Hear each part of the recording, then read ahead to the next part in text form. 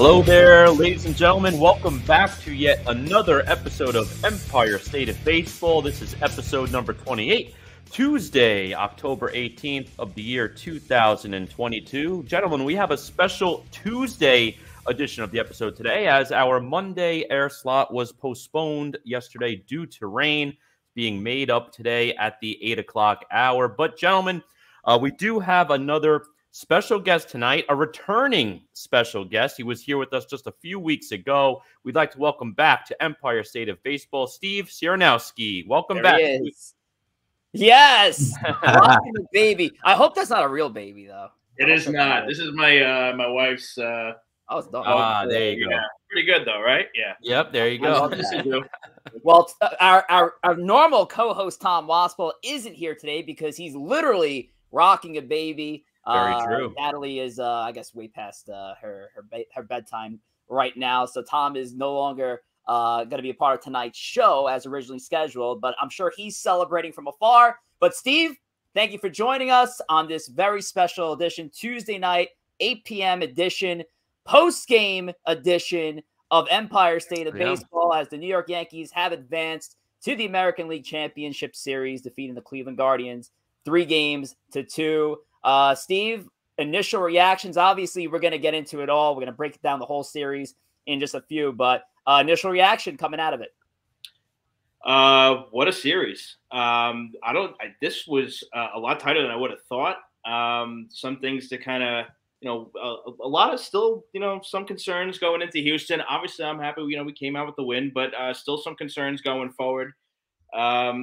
Judge obviously still with strikeouts tonight. I know he knocked one out, but that was what people like Joe and Corey would call a Yankee Stadium home run, I think. But overall, they were able to come back from down 2-1, so I like that. I like that part of it, that they still strung hits together. They were able to get some guys on base, hit the long ball, play that version of Yankee baseball that we're very much known for this year. So all in all, obviously moving on, looking forward to Houston once again, round 3. It's a tough ball club up there, so it's going to be something. It's going to be a tough one, and if you're following us on Instagram, we did put up a preview poll. Who do you see winning the American League Championship Series between the Astros and New York Yankees? So go ahead and vote and follow us at Empire State of Baseball on Instagram, and of course, sticking with us on Twitch. And we thank you all so much for joining us here on Twitch. I know it's very weird. We rescheduled the show multiple times, right, Corey, as we mentioned just before, from the day to the time. So here we are. We thank you all for joining. So make sure to blast that Twitch link out to your friends, family, Yankee fans, Astro fans, Guardian fans, anybody who wants to join in tonight's show. Blast that Twitch link out to them.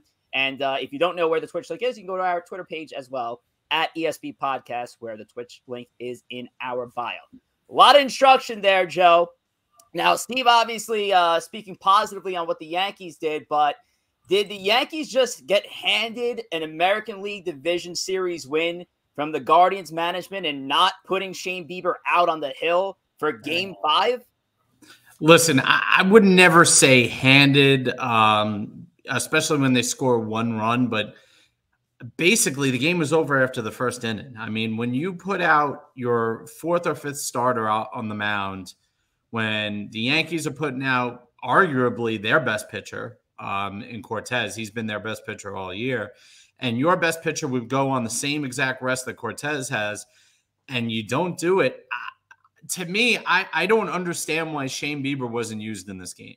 I understand that he's a young pitcher. They're worried about his health, all that stuff, but to put Savali out there in an elimination game when there might not be a tomorrow in Yankee State, I mean, you could tell that he was not.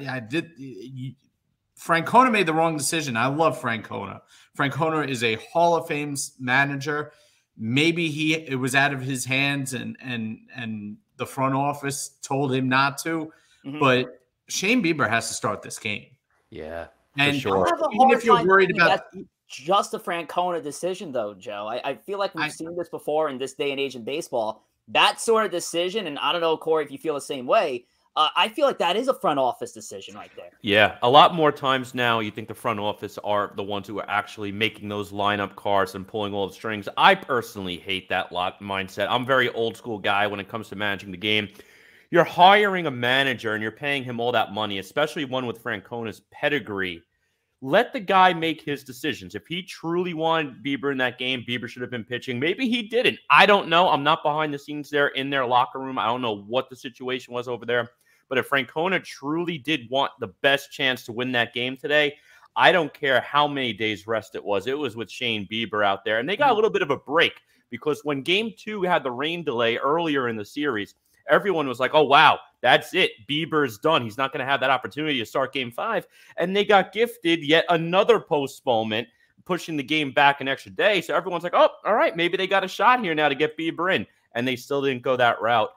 If it is the front office making that decision, I 100% disagree with it. I still disagree with it if it's Francona too, but I hate this mindset of having the front office call it all the strings. You're paying the manager that much money, again, especially one of his pedigree. Let the guys make their own decisions. Listen, and we've seen this whole postseason. We've seen questionable things when it comes to starting pitching. Okay, the Dodgers, for an example, they pulled, I think it was Anderson, after 5 innings and 80 pitches. He gave up 2 hits to the Padres. They ended up losing that game. Every single time we see pitchers pulled early in the postseason or not utilized and not trusting their starters, I don't understand it. We pay such a premium for starting pitching, and then all of a sudden we're afraid the third time through the lineup to get these guys out there or push these guys beyond their limits. Or, I mean, this is the postseason. You are trying to win a World Series, which is probably the hardest sport to win a championship in professional sport, at least American professional sports right now, because there's so much parity and you don't know year to year where you're going to be. I just don't get it. So even if Bieber was available for 3 or 4 innings, we know that Cleveland has a fantastic bullpen. They showed it today, except minus the 1 pitch to Judge, which was a hanger right in the middle of the zone. Anybody could have hit that out. We understand that. But you can't put out arguably the worst pitcher on your roster in an elimination game when Bieber probably could have given you at least 3 to 4 innings. And look at Cortez. Listen, I would have liked Cortez to go at least 6 or 7 at the rate he was going. I understand it. He was on short rest. They thought 5 was all they could get from him. Well, yeah. That's what I was going to say, is that Cortez is on the same amount of rest, right? I mean, he was also the game 2 starter. So it's kind of funny that Tito made that move and he's just staring at Cortez on the other side of the other side of the field dealing. I just thought, like, how could you not put Bieber in when you're so set up? Karinchak and Clase didn't even pitch the night before. Now you got this extra day of rest. So now you could have had Bieber and throw Stefan in there too. He's a good reliever. Bieber, Stefan, Karinchak, Clase. What else do you want in your do or die game? That's a great setup. You're not even paying him great money, right? When you were talking about the money, you invest all this money in starting pitching. You're paying. I think Bieber makes like 6.8 right now, and I believe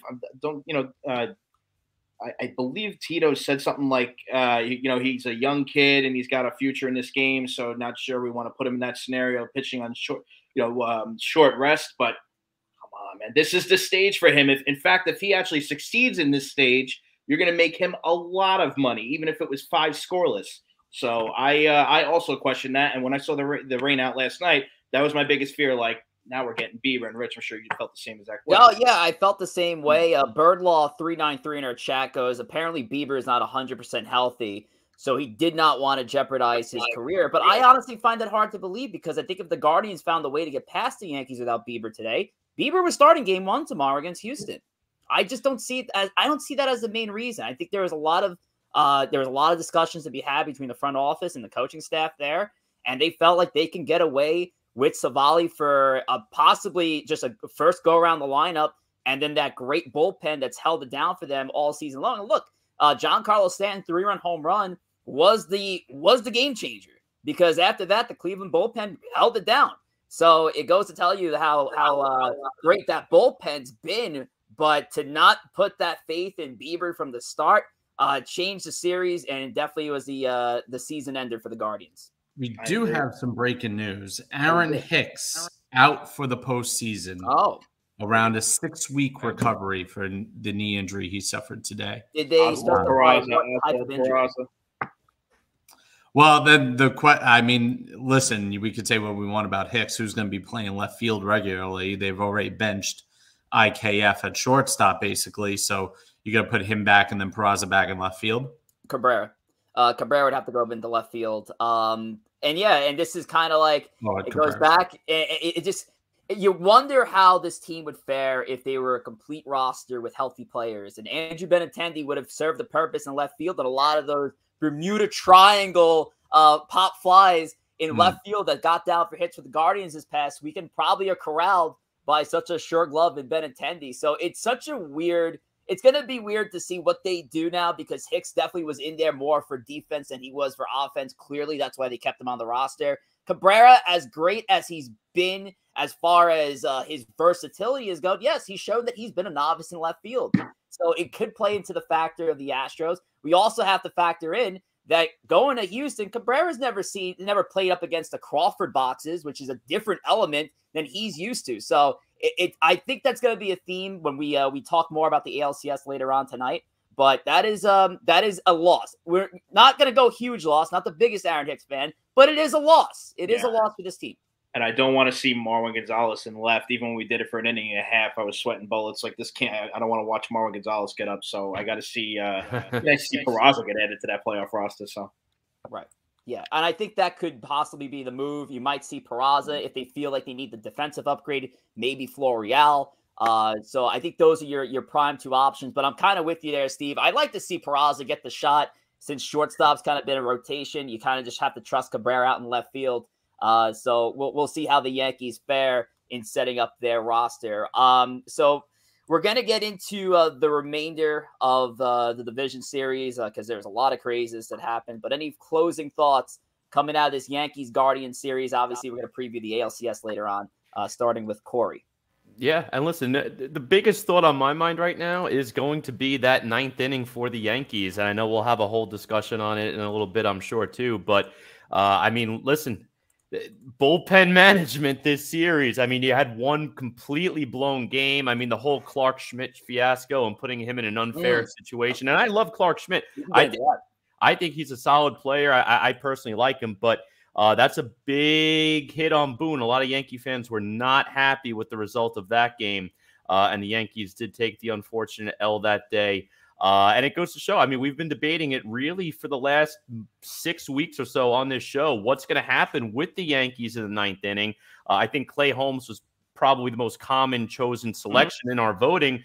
A lot of us did say also by committee. None of us had Clark Schmidt, I could tell you that. But, you know, that's a whole nother discussion that we'll have for sure, and how that bullpen usage is going to affect them in the ALCS. Game 3 was lost single-handedly by the Yankees manager, Aaron Boone. The bad decision-making, putting Clark Schmidt in that position, limiting the duty from some of the veteran relievers who were actually holding it down on limited pitches throughout that game. It went to show, like, if the Yankees weren't going to pull this series out, I think Boone was out of a job here. I don't know if, Joe, you agree, but I think this Game 5 was really had Aaron Boone's job on the line here today. Yeah, I think you're right. You can't lose to the Cleveland Guardians in this particular season when the Guardians have very little offensive capability to speak of. They don't hit home runs. They have no power in the lineup outside of Ramirez. You know, Boone was basically managing for his life today. Yep. You know, and I don't think anybody would have blamed him. Now, I think Boone has now earned himself another year unless there is a blatant mismanagement that costs you games against the Astros. Because frankly, you know, the Yankee ownership might not say it publicly, but I don't think anybody is expecting the Yankees to necessarily beat Houston in this series. So I can see this, you know, earning Boone another year. But if he, I mean, you know, if he lost this series against Cleveland, he was going to get fired because this is not the Yankees. Here's the problem with the Yankees. They've, in the last 2 decades, they've built up such a a history against the AL Central and teams like Cleveland, like Oakland, like the Twins, that if you ever lose to those teams, it's almost an automatic reason to be fired. I mean, it's crazy because there is an expectation that you need to beat these teams every single time that you face them in a postseason setting. The Yankees came dangerously close in this series to blowing it to an inferior team, even though Cleveland has great pitching in the starting side and in the reliever side. But yeah, I think Boone was treading on thin ice for a little bit. I think this win today just earned himself another year, at least. But I think if you're a Yankee fan, I would be nervous. And I think we said it before. The ninth inning is bad. When Clark Schmidt came in, I mean, just the aesthetic of it. Clark Schmidt has never saved a game in his life in the major leagues. I think he's got 3 saves. And I think they were the 3-inning variety. Yes. So those don't even count. One of which I think was against the Mets.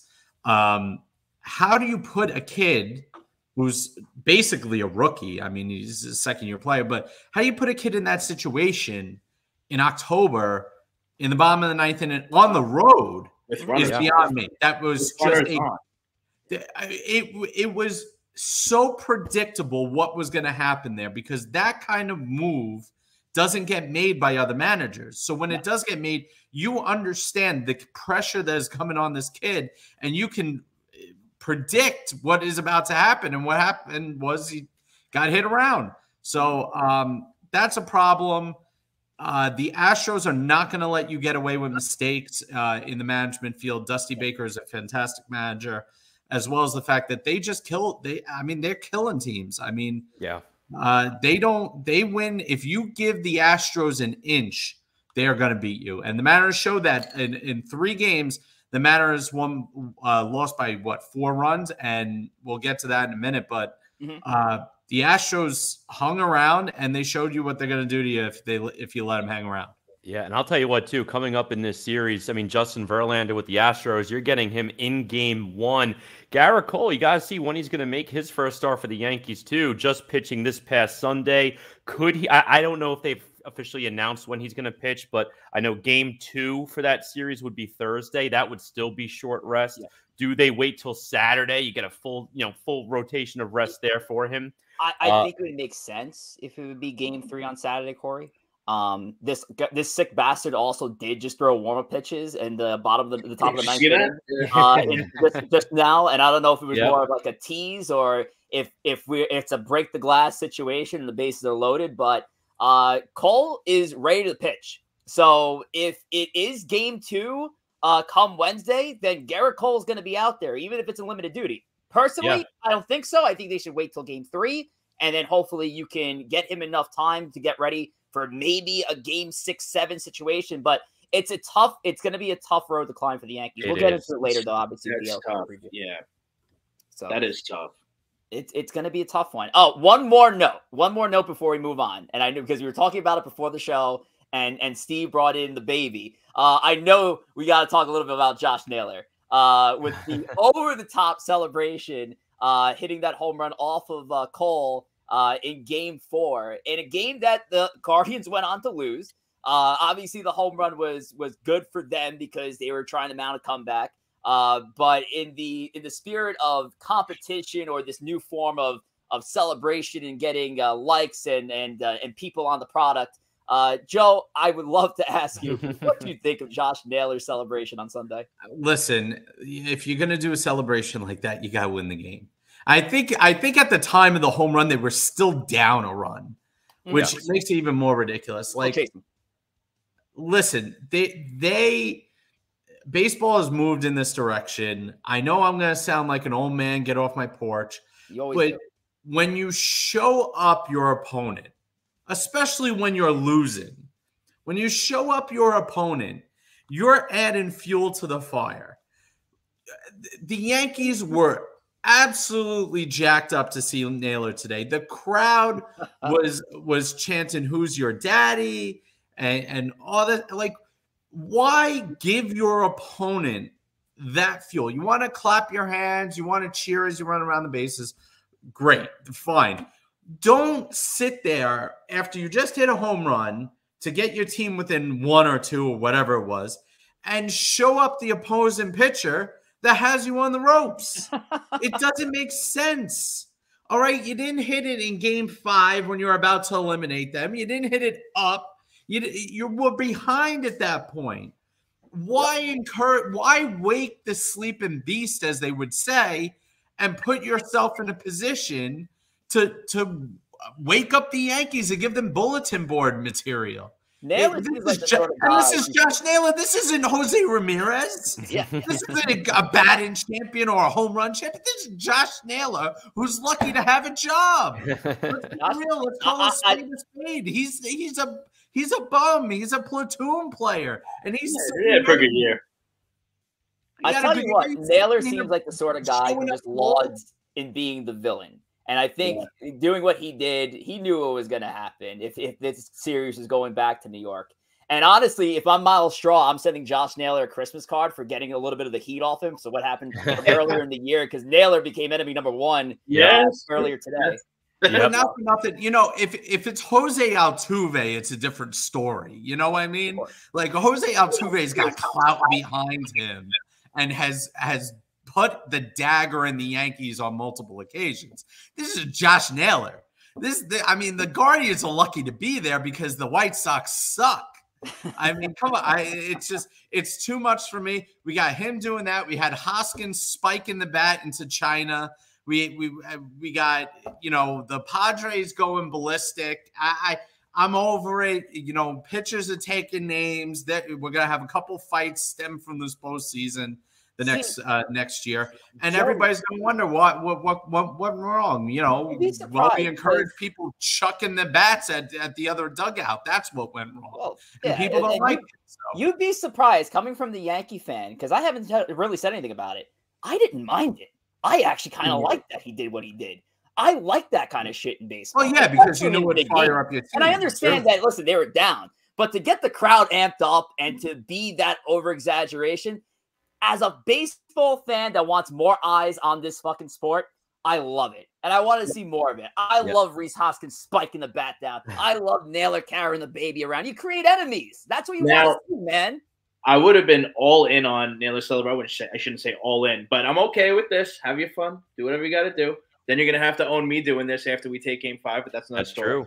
But he gave, like I said to you guys before, he gave looks to Cole, and I think there was even a finger gesture as he rounded first going towards second, and he was looking right at him. I don't like. Settle down.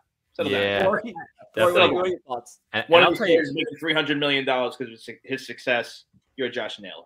Yep, exactly. And I gotta tell you, and I'll tell you what. I mean, you have the whole Naylor one. Joe, you mentioned also before the Rhys Hoskins slam versus the Braves. I mean, which one you think was more over the top? You think, in your guys' opinion, the Hoskins or the Naylor celebration on those home runs? The Naylor for sure. Because here's the thing, Hoskins, that was to blow the doors open. I mean, that was a big thing. And at the end of the day, it was a little showboaty, but he wasn't gesturing at the pitcher. Right. True. You know what I mean? Naylor was calling a guy out. Naylor, if Nolan Ryan's on that round, everybody's fighting. That's not happening. So. No, definitely. I agree. I'd say the Naylor is definitely a little bit more over the top. I think the Hoskins was more in the heat of the moment and not necessarily disrespect to Atlanta. There was clear disrespect from Naylor to call there. I don't know about you, Steve. No, I totally agree. That's what I was saying. I mean, it was like the gesture towards – look, Hoskins was just over the moon. Huge home run. His first playoff trip, I believe, right? This guy's amped. Philly's been begging to get into this position, and they're in an unexpected place right now, right? They didn't even expect to be as far as they are now. So, I mean, how are you going to fault the guy? I get it, like it's over celebrating. Joe, I know what you're talking about too, because I'm just as old as you when it comes to this stuff, and I'm a baseball historian myself. But I got to admit, it's bringing, like Rich said, like it's bringing in the viewership, and let's be real, we need it. We need this kind of celebration. And then April 12th, 2023 is the next time the Yankees and Guardians will face. It will be in Cleveland. And we'll see how the Yankees respond to Naylor, or how the Guardians respond to the Yankees. You know, Gleyber Torres had the little bit of the carry the baby at the end of the final. That was fun. But we're gonna move on from the Yankees for now, as in terms of the division series. But before we get into more of our chase to the championship, as we call here at Empire State of Baseball, we do have some Twitter follows that we have to go over. Joe, take it away. You can follow us on social media on Instagram at Empire State of Baseball and at ESB Podcasts. Corey at G Gory, myself at JR Pugs, Rich at J Rivera, and Tom at 2Spill on Twitter. And Steve's, I believe, is at _Steve CZ. There it is. Underscore Steve CZ. Had to wait until the ticker ticked to the right location there. Yes. Thanks, Joe, for that. And thank you all for joining us. Obviously, it's a crazy day. It's a Tuesday. It's 8 p.m. So definitely odd from our Mondays at 7 o'clock here for this episode number 28 as the Yankees continue their chase for their 28th World Series championship. And we're going to get more into it in the ALCS preview. But the only way we got there was through the rest of the division series. And we'll continue here with the American League, the Astros and Mariners. This was a series that Joe predicted correctly that would happen here. But I don't think it went the way Joe was expecting with a sweep of the Mariners and that sad 18-inning affair on Saturday. Yeah. Listen, I've said it since the postseason started. I love the Mariners. I thought they were a big-time up-and-coming team. No, I had them right. I had the series right. No, that's what I said. Yeah, so listen, I thought this was going to be a close series, and in reality, this was about as close of a series as a 3-0 sweep can possibly be. I mean, you know, the Mariners blew up in Game 1. Game 2 was a close, hard-fought game. Game 3 needed 18 innings and was decided by one run. Finally, you know, the Mariners basically played the Astros as hard as you could possibly play them. You know, I think they're a year or two away, but I think that the Mariners were actually the second best team in the AL going into this postseason.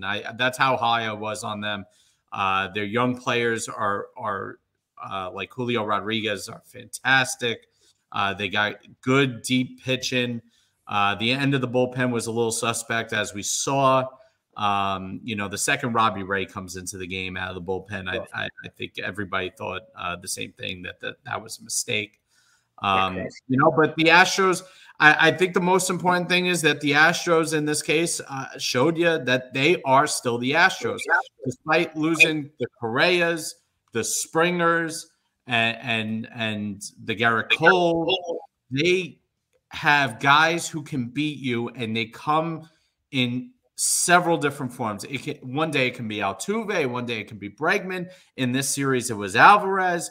I mean, they are the deepest team in baseball, and every single person on that team can hurt you. Yeah, no, for sure. I mean, and the Mariners, too. If you're a Mariners fan, I mean, you're getting to the postseason. Just getting back to the postseason is incredible feeling itself. Your team is young. You have a bright future ahead. As a Mariners fan, even though you lost, I think you're feeling pretty good about the outlook of your team right now.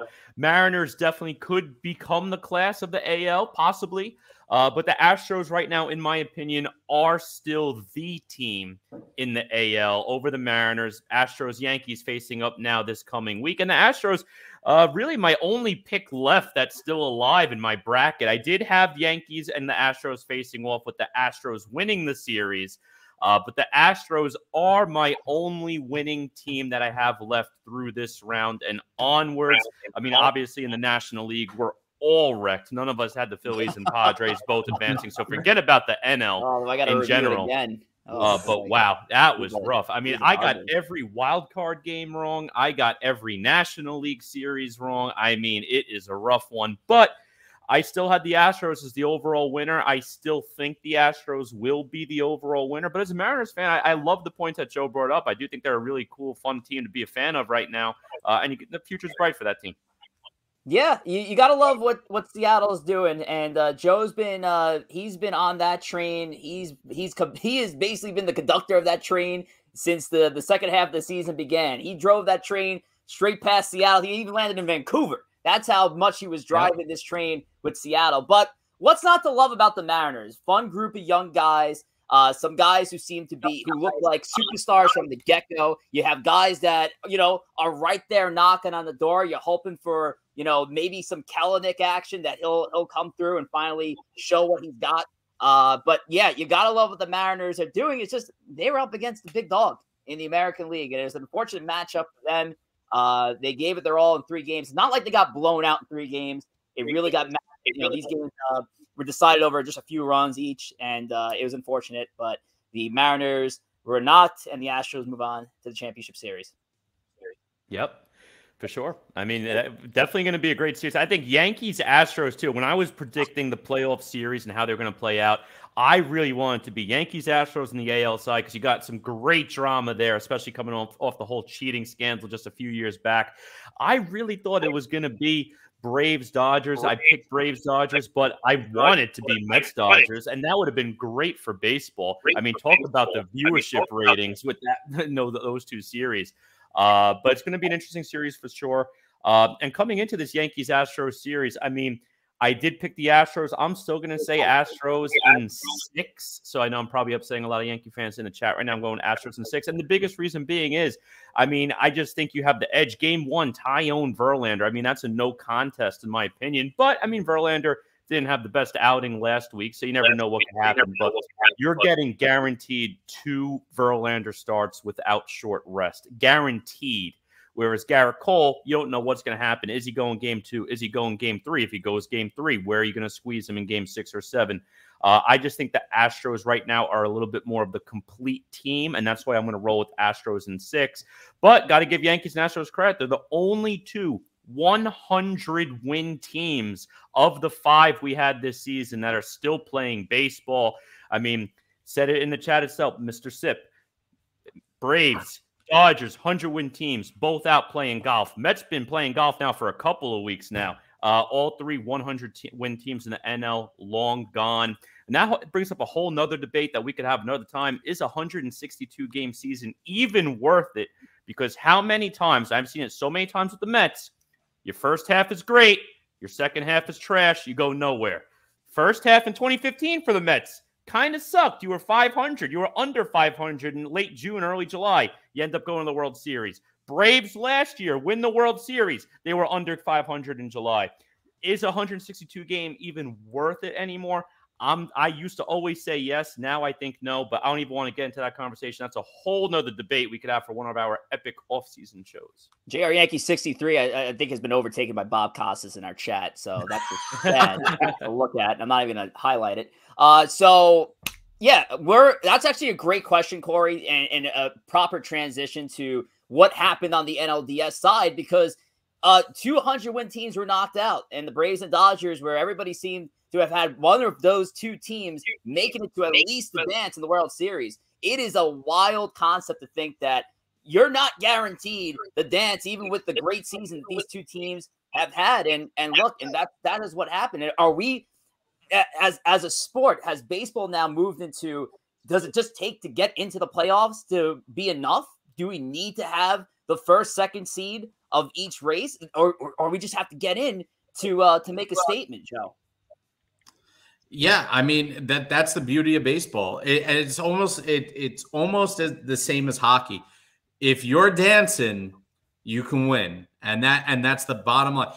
The NBA is not like that. We know that the top 4 seeds are going to beat the bottom 4 seeds. We know it every single year.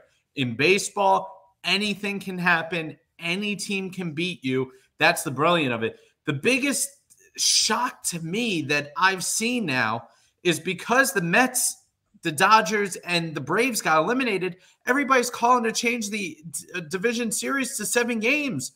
Why? Why do you want to subtract from parity? I thought parity was a good thing, but now everybody's upset that Los Angeles and New York are out of the playoffs.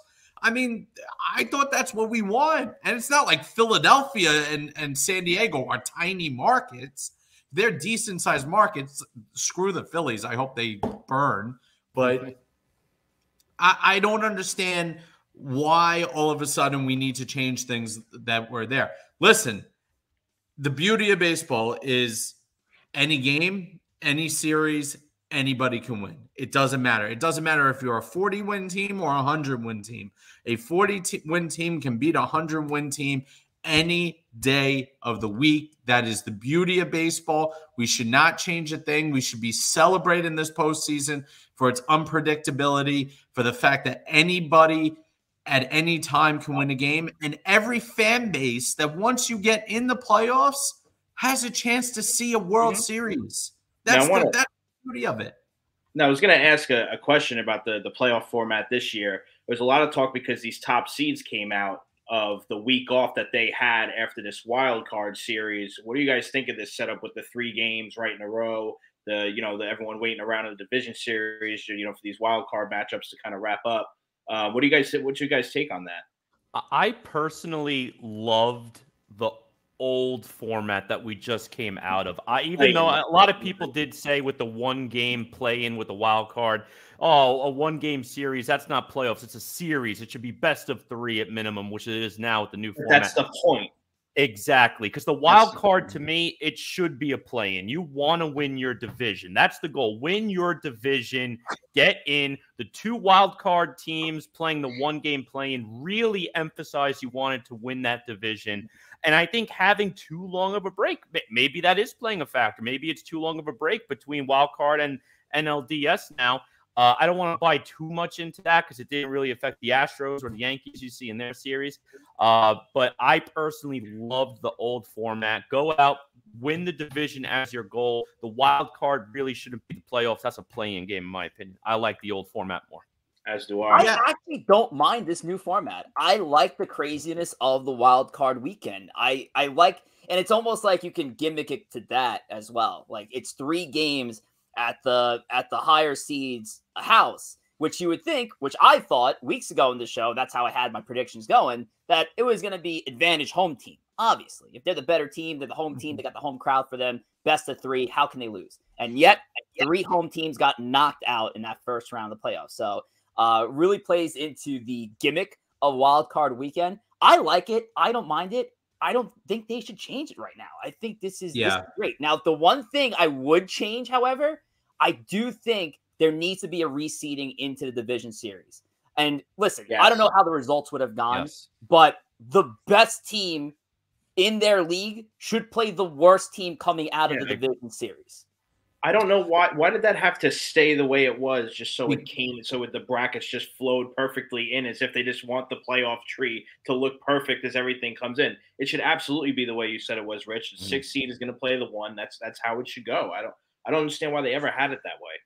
So one of the reasons why I think they did for multiple reasons. One, they like the bracket format. They think, the NCAA vibe and all that stuff. But I think the other one was because of the short turnarounds. They don't want teams to be hanging in limbo on that one day, waiting to see who plays who. And one team can't board a plane on if one team sweeps on Saturday, they can't board a plane because it's dependent on the other outcome of the other series on who's going to what city. So I think that's why they did it, is as much logistical purposes as it is a fun bracket purposes. I agree with that. I think the solution to that is to let the number 1 seed choose which opponents they want, and therefore they can kind of set up the series the way they want to and say, okay, I want the winner of wild card matchup 1 or wild card matchup 2. I think that would give you your bracket format while giving a little bit of a storyline that, hey, the Dodgers chose the winner of the Mets Padres versus the Phillies Cardinals. I think that'd be cool. See, the wild part about that, Joe, if you look at this postseason, I think the Dodgers would have still chose the Padres, and the Braves still would have chose the Phillies if they would have done it over, not knowing what was going to go on. Those two No, I disagree. Those divisional teams. I disagree. Because the Dodgers would have had the choice. So that I believe that the inferior matchup was from Phillies and Cardinals. And I believe as a team in the playoffs, the last team that you want to see is your division rival in the playoffs. That's just my opinion. All season, Joe. I don't know about that. But that goes two ways. You know each other so well. I think that you'd rather and who knows, that there's two trains of thought. It's better the enemy you know than the enemy you don't. Or these guys have seen our pitchers how many times? You know, how many times are we going to let them see our pitchers again? I think in this particular situation, the Dodgers would have taken the winner of the Phillies Cardinals over the Dodgers because they wouldn't want to face the Mets if the Mets beat the Padres. So I'm saying you have to pre-choose the winner of one of the two. You have to pre-choose which of the matchup winners you want. So you want the selection show. I want the selection show before the wild card games are even played. Nice. Say I'm either going to get the winner of Phillies Cardinals or I'm going to get the winner of Braves Padres. I'm not going to let them cherry pick after the results are already in. They just choose which winner they want to travel to them. Yeah, I know there was always a lot of debate as to that type of format, and should the best teams pick who they want to play. I never liked that idea personally. I mean, I understand the fanfare about it, and it adds a little more juice to the series, but I'm not really a fan of it. I'm a little more of a traditionalist. I like it based purely on the numbers, purely on the standings. I love the idea of the reseed. That would be my route. But the biggest issue, like Joe mentioned before, it's the short turnaround time between the series. And another big issue they have to discuss here is scheduling. And I know this year was a little bit of a mess, too, because at the end of the year, you're still making up some lockout games that they had from earlier on. But the scheduling stuff is a bit of a mess, too, because you have this 3-game series that has to take place in the wild card round. You almost had complete worst-case scenario with the Mets and Braves in the end of the regular season with the hurricane. What happens now? This is hurricane season, October. What happens if we do have a team like the Braves or another team down south where hurricanes could be a big thing again? It almost makes you debate, should they play these short series where you have to get it done and you have to have a quick turnaround time in a neutral dome site? No, come on. I think that takes away, though. I mean, you can't rob that from the home team fans. But part of the motivation of having that second seed in the wild card is the fact that you get the home field advantage, right? That's why you're chasing that second seed. You want that motivation for these. There's got to be that incentive for these teams. If we're going to start doing, 2 and 3 seeds getting included into this wild card mix, then we got to incentivize the positioning as well. So if we do neutral grounds for a wild card series, you haven't incentivized grabbing that 2 seed. I feel that's not fair to the fans that have gone they're on top of that. Right? I mean, and this goes back to the discussion. I mean, we were having this in the chat yesterday of the weather issues and having domes on all the stadiums. I mean, what are we doing, guys? This is an outdoor sport. It's always been an outdoor sport. Why does everything have to be in a dome, and why do we have to worry about rain? They're gonna get the games in, guys. They're gonna do it, and people are gonna show up to the ballpark. How about calling the game beforehand? I mean, they should have called that one off that's another story. I got buddies who paid $50 in parking and then drank themselves stupid, spending another $300 only to come back home and not watch baseball.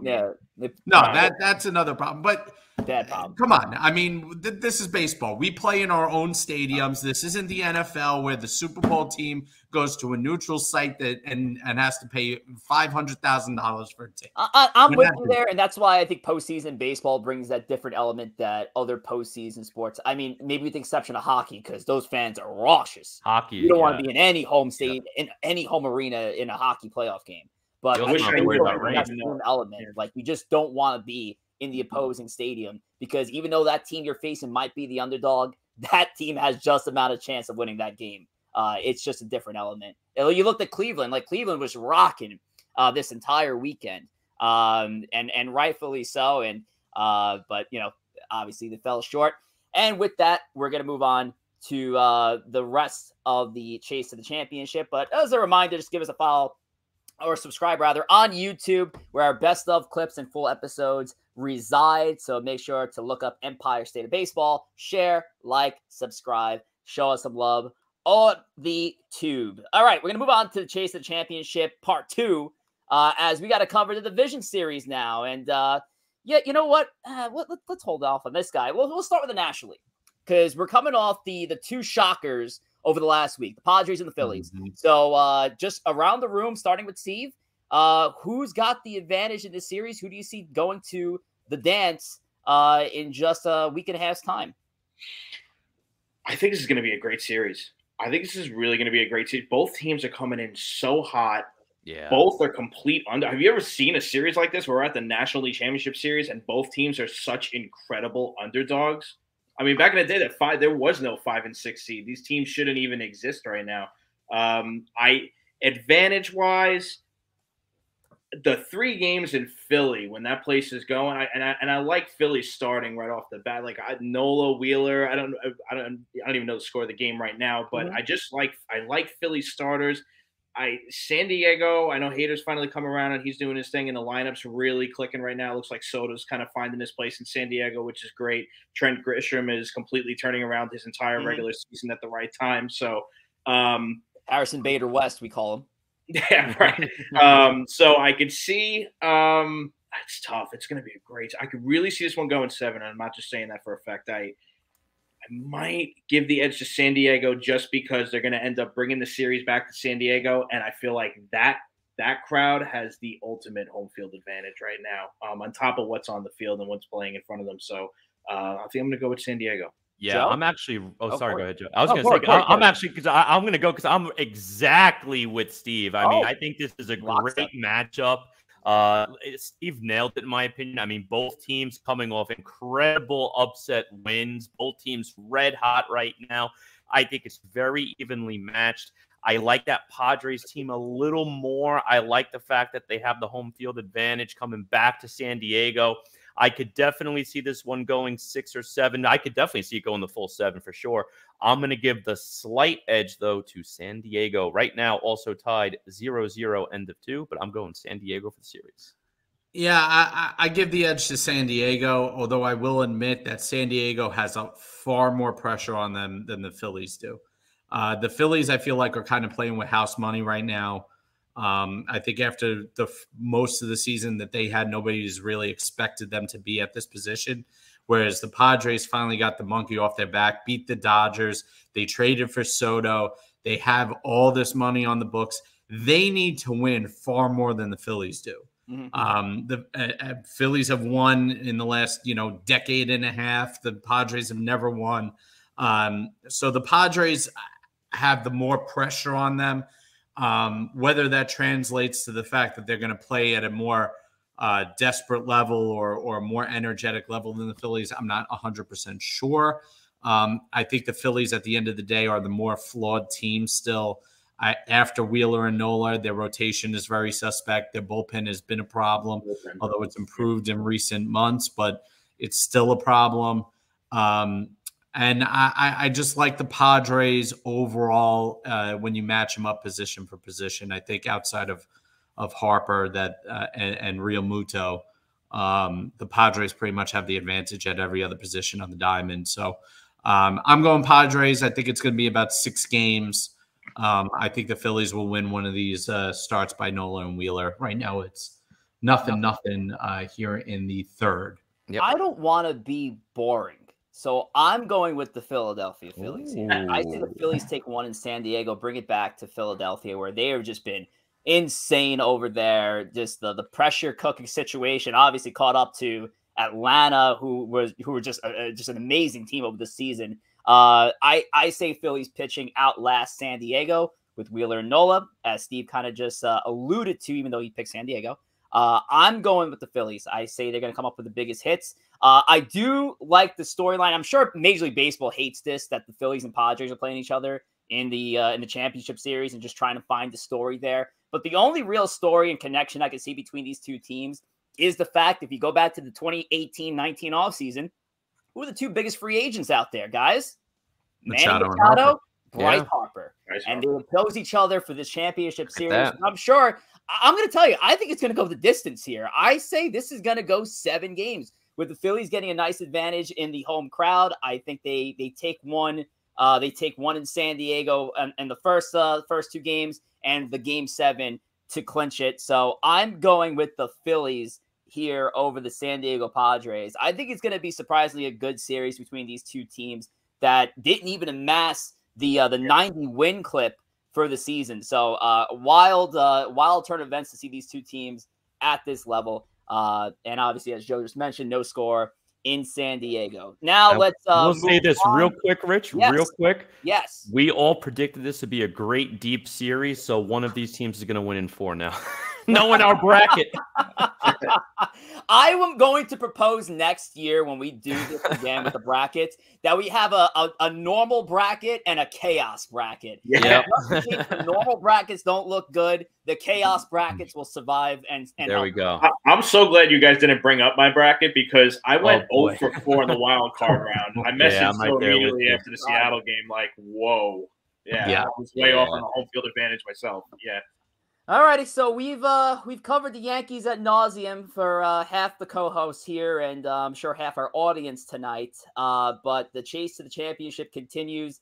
Yankees, Astros. Let's take it around the room, starting with Joe. What's your predictions?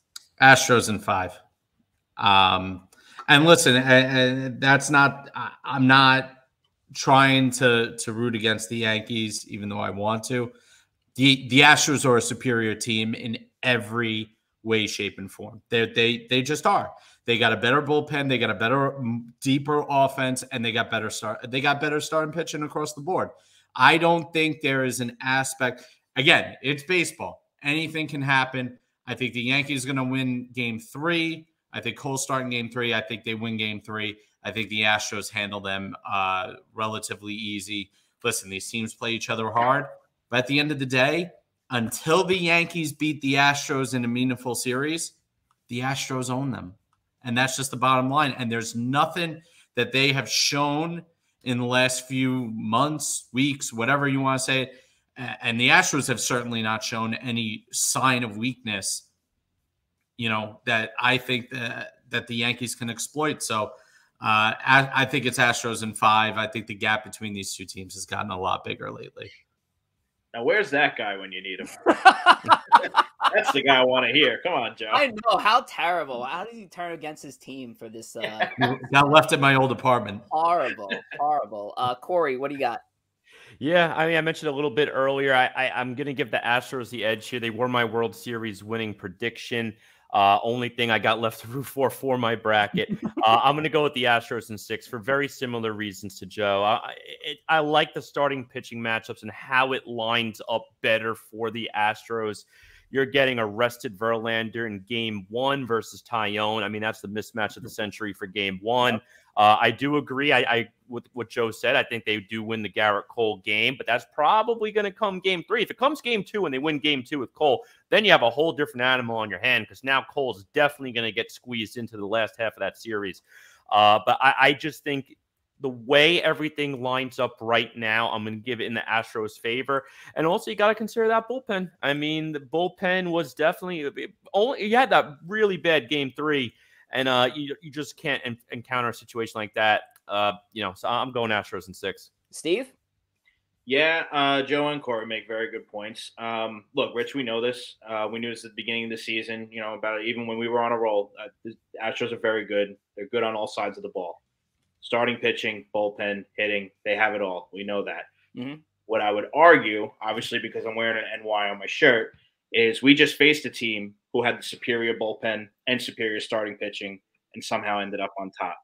The thing that's going to hurt the Yankees, I think, in this series coming up is that they just played a Cleveland team that, yes, with all the contact in the world, and God bless them for it, and it was nice to watch a team make contact and not strike out, 75% of the time. You're now facing a team in Houston who's got massive power too. Mm-hmm. So as we're getting the big home runs, this team can also do that. And they got starting pitching behind it. It's going to limit your home runs now, although we just faced that in Cleveland. There might be better starting pitching in Houston. And for the first time in a while in previous ALCS that we faced them in 19 and 17, Houston didn't really have a lockdown bullpen. They were always kind of piecing it together. Besides like Osuna closing, it was always kind of a mystery how they were going to get there, and McHugh and guys like that. So this time it's kind of formulated. It looks like they kind of have everything drawn out. Jordan is tearing it up. The only blessing is Altuve doesn't look that great. But in terms of predictions, we're in an NY. Let's be real. The Yankees are coming off a Game 5 win. I got pinstripes on me. I'm going. Evan, come on, let's go. Welcome. Wow, I love it. Yeah, I love cockeyed optimist in the house. I love that. I gave you my concerns, Joe, and I was grounded. Yeah. I was grounded, Joe. What do you say? Joe, I'd say Steve's the perfect substitute for Tom when we need him most. So, but actually, I'm going inferior there. I'm saying, and they were my World Series prediction as well. But I'm going Houston in 6 games. I'm going to give him one more game than Joe would. So I say Game 1 tomorrow is just going to be a wash. This team's going to be cooked just for the fact that they're coming off. Well, I'm sure they're celebrating quite mildly. If they're going nuts right now, they still have a plane to catch. They have a game to try to win tomorrow. But Tyone against Verlander, Tyone's shitting his pants right now. Yeah, I mean. So I would say, yeah, that Game 1 is done. I just don't see them taking a game in Houston. They'll take 2 in New York. And then they'll lose the Game 6 back on the road in Houston there. I got a World Series MVP prediction. World Series. I got a CS MVP prediction. I'm going to go Kyle Tucker. I'm going to say Tucker's going to have a big series against the Yankees this week. So we'll see. I'm going to be boring. I'm going to say Can I do an ALDS MVP and select Wandy Peralta, the first reliever to appear in all 5 games of a division series? Incredible. Phenomenal. And I'd say I'd have to agree. I'd say Peralta, if you had to go on the offensive side, probably Stanton. Stanton had a great series, a very underrated series, I would say. But yeah, Wandy Peralta, Garrett Cole. Garrett Cole's 2 games where he won 2 games on his own. He pitched the games he wanted. Garrett Cole finally he took that negative publicity that he got after last year's loss in the wild card game, and he's proven that when the cards are against him, he's gonna come through because Garrett Cole is one hell of a pitcher. He's got that dog in him. Got that dog in him. Joe, do you agree, or am I blowing smoke up his ass? I'm not. You know me. I'm not a big Garrett Cole guy. So we're going to see in this series. I think this series is going to be a big part of his legacy with the Yankees. He came up big the other day. There's no question about it. But bigger in Game 1. That was he's had a couple questionable starts in his career with the Yankees so far. So he's not immortal. And let me tell you something. Neither is Verlander. No. Right. Okay. Verlander needs a couple of signature starts here because as good as Verlander's been, he has been mediocre at best in the postseason at times. And in the World Series, he's been downright terrible. I think he's 0-5 with like a 5.9 ERA in his World Series career. Justin Verlander, for a guy who does not have much time left in this league, needs a couple of signature starts in a row here. He was hurt this year. His innings are not that high. So he should have plenty left in the tank. But that's my big spotlight to see how those 2 pitchers fare when the lights are the brightest in the series. Yeah, from his 2018 postseason appearances till now, it hasn't been great for Verlander. He has not looked like the guy that looks unbelievable in the regular season. So yeah, I'm with you there, Joe. He definitely has something to prove, and I think tomorrow is a great launching pad for that. With the matchup, a tired Yankees team coming into tomorrow's game, I think Verlander is definitely going to put a whooping on this team. But I could be wrong. This has been a very unpredictable postseason, and hell, I hope I am wrong. So before we wrap up with our trivia question of the night, Corey, who did a beautiful job with hosting and opening us up today, what's the best way to give us some love on everything? Best way to give us some love each day of the week. It doesn't have to be the day we're on the air. It could be any day of the week, any time of the day. But go ahead, follow and subscribe at Empire State of Baseball on Instagram. Follow us on Twitter at ESB Podcast and subscribe to our Twitch and YouTube channels. Again, If you subscribe, you're going to get those notifications. You're going to get access to all of our clips, our full episodes. So go ahead and do so. Please, we want you to. I just read somewhere that Darvish has a bloody knee, and they're calling it the bloody pants game. Oh, boy. And I really hope they don't call it the bloody pants game. Nice. I don't know about that. I don't know. I do want to make one more prediction before we go into our final segment. I know there's a lot of Verlander talk in the last segment, and Verlander is actually going to be my MVP for the series. I'm predicting 15 innings, 2 earned runs. There you go. Oh. I'm going to go. He would probably line up for Game 1, Game 5, and if we're going to predict that the Astros are going to win and he would be the MVP, then yes, he would have an outstanding performance Game 1. The Yankees could possibly take maybe 2, 3, 4 straight, and then he comes and just wait. No, that'd be wrong. He would. Whoa, I'm fucking. No, he would come in Game 1, have an unbelievable start. Yankees would lose the following Game 2. Take the first 2 at Yankee Stadium, and then the final game at Yankee Stadium where Justin Verlander would pitch in Game 5. He would have another outstanding performance. Yep. We actually knocked him around quite a bit in 2019 in both starts, if you remember, Rich. We actually got to him. 17 Game 7, he owned us. 19, we hit him around a little bit. Gonna get 17 or 19? That's the question. We'll see what happens. We'll see. Depends on if they have the trash can or not, right? Yep, exactly. Yep. But, the game, we don't have that again. But we really didn't talk Mets today. I wonder why. But we do have a Mets-related trivia question for today on Empire Enigma. In 2015, Daniel Murphy became the second person in Major League Baseball history to record a hit, a run, and an RBI in 7 consecutive postseason games. Who else holds this record? I think I know it because the name was thrown out. It might be for the home runs, but I was going to say Babe Ruth. No, it is not Babe Ruth. Hmm. Of course, Daniel Murphy, unbelievable run there in 2020. That was an incredible that I run. Don't think I can ever see again. Like, that was unbelievable when he This was his streak with the home runs, correct? Correct. Yeah. Oof. Hit, run, and RBI in 7 consecutive postseason games. I feel like it's going to be someone random, like someone no one would guess.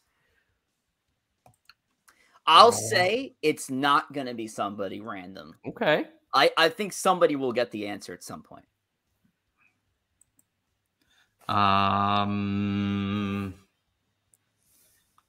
See, the Yankees are my most logical choice. So picking a bunch of Yankees, hit, run, and RBI in 7 consecutive, that's a Derek Jeter stat that I would go with. It's not a Derek Jeter stat, but I like your thinking, Joe. Chat, where's our chat at? Come on now. We got a lot of activity today. Anybody a crack at the Empire Enigma, our Major League Baseball in Gotham trivia? Steve, anything? What do you got over there? I know you have some kind of. I'm trying to think of the comments they made, and I believe it was someone. It's someone the Mets saw frequently. It was someone you wouldn't think. Yeah, it's someone you wouldn't think ever. It's not. It's another. I think he played the same position. Am I correct in that? No. I have a random name in mind. I don't know if it's probably not going to be him, but I'm going to say Jimmy Rollins. Not Jimmy Rollins. I think I got it. All right, Steve, what do you got? I said he played the same position, but you're saying he didn't. No. I was going to say Utley. Play the same position. Not Chase Utley? It's not Chase Utley. Utley also, I think he had like one of those crazy runs in the postseason. Yeah. I forget which one. It might have been the year they won in 08, but I think it was 08. Yeah. Not David Freese. David Freese was just a couple of big Not David Freese. Unbelievable run in 2011. But not him. Good guess though. John says he knows who it is. So I mean, we have a chat here. John, go for it if you know it. I said I liked what Joe was thinking because this player did it for a New York baseball team. Is it Pete Stefani on the Bullbusters? It's not Pete Stefani. I mean, I'm gonna go down the list of Yankee legends. Steve said he got it. So what do you got, Steve? Lou Gehrig? No, think of great postseason runs and a player who played for New York on your side of the fence, Joe and Corey. Think of amazing postseason runs. I totally forgot about this. I will say the answer was just mentioned. Carlos Beltran. It's not Carlos Beltran. It's not Carlos Beltran. Beltran. It was Gehrig.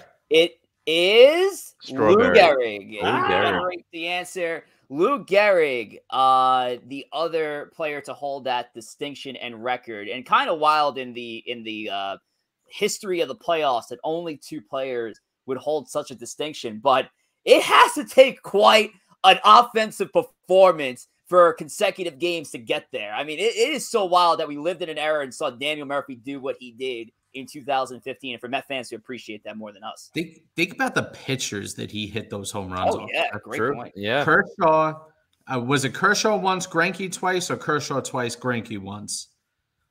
I think it was Kershaw twice because actually I don't remember. So I don't remember. It was Kershaw and Greinke, Lester and Arrieta. I mean, that's an. I mean, that's an. The Cubs on his own too. I mean, he killed the Cubs. Crazy. That was all time. I mean, he did. I couldn't describe how hot he was, and then he didn't get a hit. I think he got 1 hit in the World Series. Yeah, and I'll tell you what, that Cub. Yeah, and that Cubs series though was so much fun. That NLCS that year. I mean, it was absolutely frigid at Citi Field. Oh, it was such a cold. I went to Buffalo week 17 to watch the Jets lose to the Bills, and I was colder at Citi Field in that NLCS game in 2015, significantly colder. But what a fun ride that 2015 season was. And I'll tell you what, we had the debate last week about what was the most upsetting time. 2015, I mean, granted, I would have wanted the World Series, of course, but I was not by any means upset with that season. That was a fun ride considering where we were back in June. But anyway, we'll see where we are next week as we have these 2 AL and NLCS series. One's underway right now. Yankees and Astros will kick off tomorrow. Potentially both series could be over by then, but we shall see what happens. And while we wait for that, Rich, who do you got to thank tonight? Oh, yeah, I got to thank our Twitch viewers. We had a lot of participation in tonight's chat. I would love to see Jay Hertz and JR Yankee 63 go 7 games with the back and forth they had in our chat today. But we do appreciate everyone's participation throughout tonight's show. And obviously sticking with us and joining us on a Tuesday at 8 p.m., which is very odd and complete opposite from what we normally do on Mondays at 7. But yes, thank you all for sticking with us. And thank you to the New York Yankees for moving on to the next round of the playoffs and giving me more heartache for the next week coming up. Steve. Yeah, I'll say thank you to the New York Yankees as well. And for you guys for having me one more time again. Looking forward to the series coming up. I wasn't ready to say goodbye to baseball. So, I don't want to start watching the Devils. They've already pissed me off. Jets are a pleasant surprise, Corey. I'm glad you brought them up. What a game Sunday, right? Glad to watch round 3 of Yankees-Astros. Terrified, but excited. We'll see what happens. And once again, guys, thank you again for having me on. Hope we can do it again soon. Thank you. Yeah, thanks for coming, Steve. Thank you for the Phillies to eliminate the Braves. Yes. Now it would be a big thank you if and Harper just hit a home run, so it's 1-0 Phillies. Oh. It would be a big thank you if the Padres beat the Phillies, but that looks like it's going to happen. Cash it in. Yep. Oh, boy.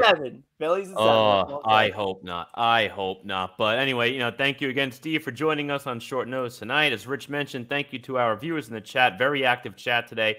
And the Jets again. I mean, I got to thank Joe Douglas. What a draft class this last draft class was. I'm loving this season. I don't know where it's going to end up, but I just want to enjoy that ride. Jets, Jets. The New York Corey, is it finally coming together, Corey? Is it finally coming together? Please tell me. I can't do this anymore. Together. It is starting to come together. It looks like it. Grease. The New York football teams are looking phenomenal this season. So gives us something to look forward to following this baseball season, whether it ends in triumph for the Yankees or a defeat of both teams for this postseason run. We'll see you here next Monday, regardless, 7 p.m. Eastern time right here on Twitch. Take care.